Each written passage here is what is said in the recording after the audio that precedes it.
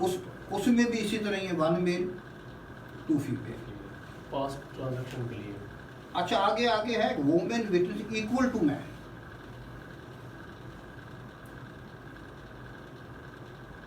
Islamic law in certain cases give equal value to women witness as a male witness। अब उसने कज़फ cases में एक दे दी है, इसमें इसकी इक्वल है। ऊपर वैसे जो मैंने पढ़ा उसमें कुछ विटनेस होने चाहिए, लेकिन वहाँ कितने होने चाहिए मैंने बताया। वो ये नहीं कहा कि वही कज़फ में तो उसको वो तो रिलेटेड है, उसका तो बयान होगा।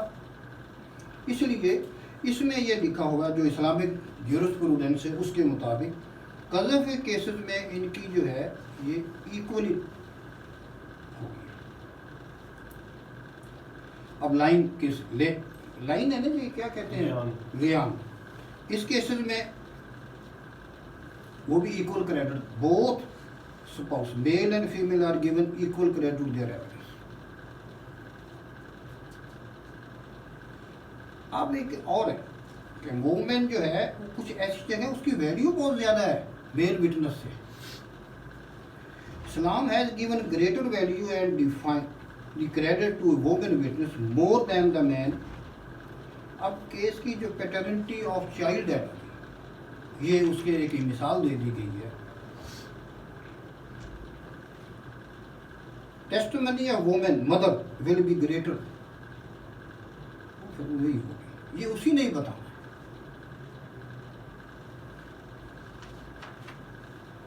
तो ये तो कॉम्पिटेंसी भी आ गई, मैंने नंबर भी जनाब को बता दिए कितने कितने कहाँ होने चाहिए। अब देखना है कि ये हमारा जो प्रोसीजर है एविडेंस होनी कैसे है, किस तरह स्टार्ट करना है। देखिए केस चल रहा है तो उसमें कौन पहले गवाही देगा, तो वो कानून शहादत में ऐसी चीज़ नहीं है, प्रोसीजर है ना वो नहीं बताया गया। और गवाही किस मोड में होगी, ये जो हम हल्फ उठाते हैं पहले, कानून शहादत में तो ऐसी नहीं कुछ गवाह को पहले नाम पूछा जाए फिर ये हल्फ है, ये नहीं। ये जो है ओथ एक्ट में दिया गया।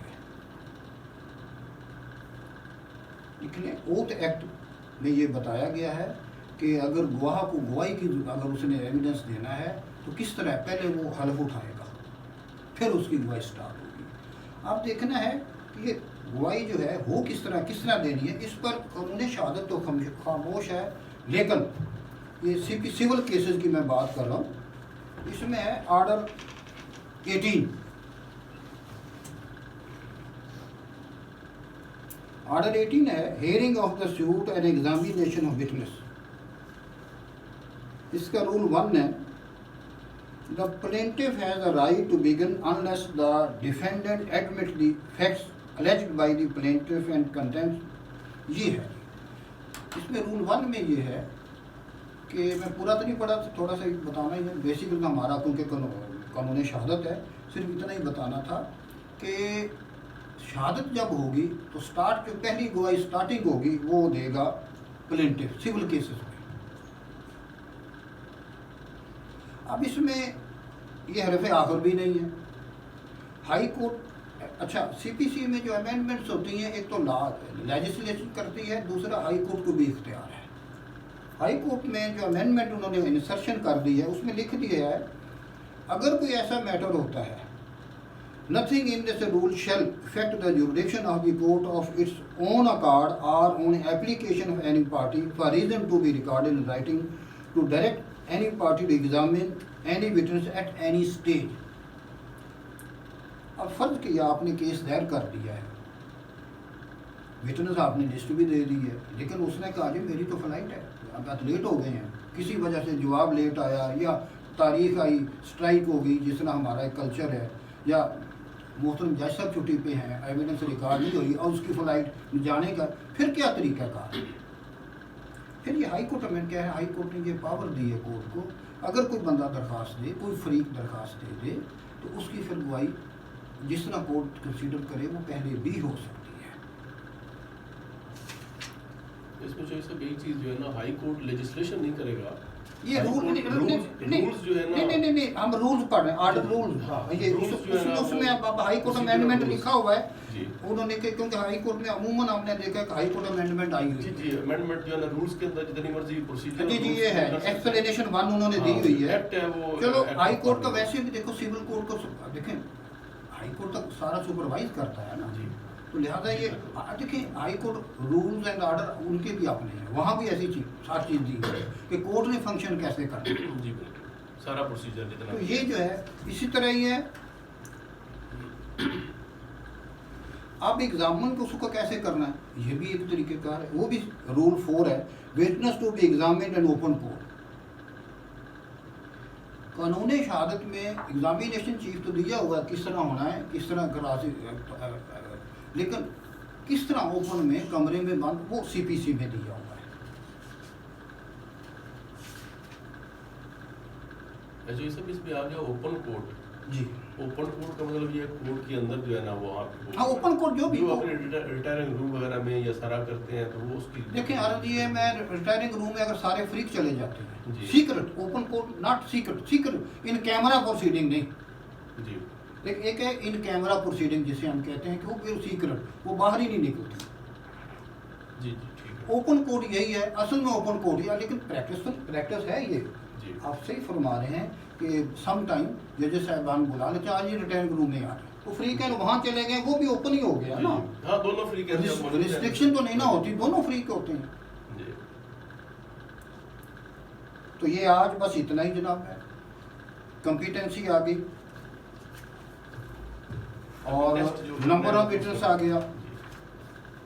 सर जो एविडेंस होती है कोर्ट के अंदर, जी जी जो जज साहब जिस बंदे को अपॉइंट करते हैं एविडेंस देने के लिए, कोर्ट के अंदर एक एहलकार को और किसी वकील साहब को वो अपॉइंट कर देते हैं, वो खुद भी ले सकते हैं, उनके पास पावर है। जी बिल्कुल लेकिन वो ठीक। किसी को जब अपॉइंट करते हैं हाँ हाँ अच्छा वो 2000 मांग लेती हैं या 1500 वो लॉ में कहीं मेंशन है कि हम बाउंड देखिए आरज नहीं देखिए आरज ये है, ये हमारे चीफ जस्टिस से मेरे ख्याल है चौधरी इफ्तिखार साहब, वहाँ कोई केस और डिस्कस हो रहा था, तो कहा जी बात ये नीचे तो केस डिसाइड ही नहीं होते, जजेस हज़रात के पास इतनी लंबी लिस्ट होती है, वो किस एक एविडेंस फर्ज की स्टार्ट कर लेते हैं तो सारा दिन तो उसमें लग जाता है, उसमें फिर क्रॉस एग्जामिनेशन, एक केस उसमें था को 3 दिन जिना होती नहीं थी, तो जज बेचारा क्या करे।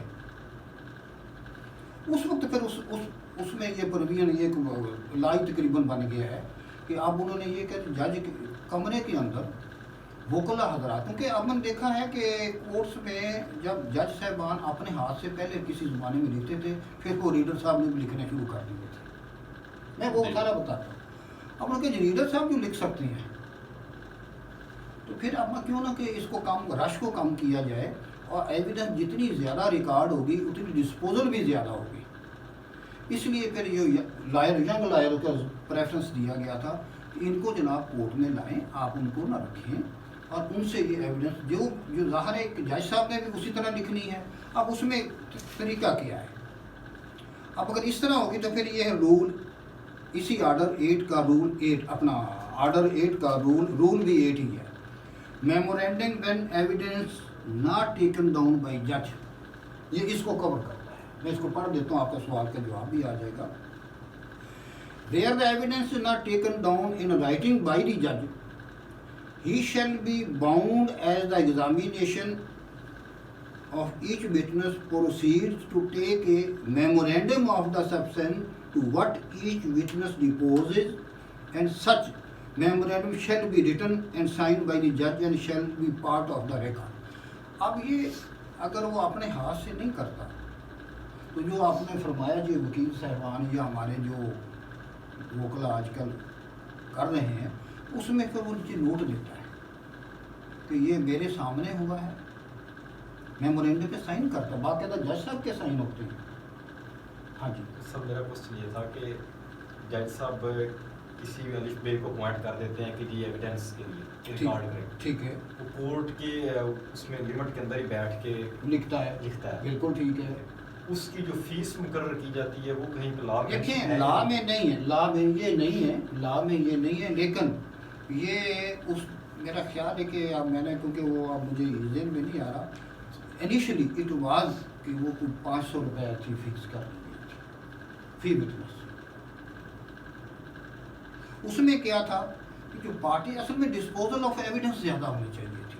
अब आप हैं, फ़र्ज़ किया आप चलो, या आप माशाल्लाह या इधर आप हैं, देखिए आपको अगर हम कह दें जी आप ये काम करें तो आप क्या मुफ्त में मुआवजा होगा ना। आप एडवोकेट LLB माशाल्लाह आपने किया हुआ है, तो आपका ये राइट बनता है कि आपसे एक काम लिया गया है और काम भी लीगल है, कोई इलीगल तो मतलब कोई ऐसी प्रोसीडिंग नहीं है कि जो कोर्ट प्रोसीडिंग का एक हिस्सा बन रही है, उसमें अगर रख दिया गया तो मेरे उसमें कोई ऐसी बात नहीं है।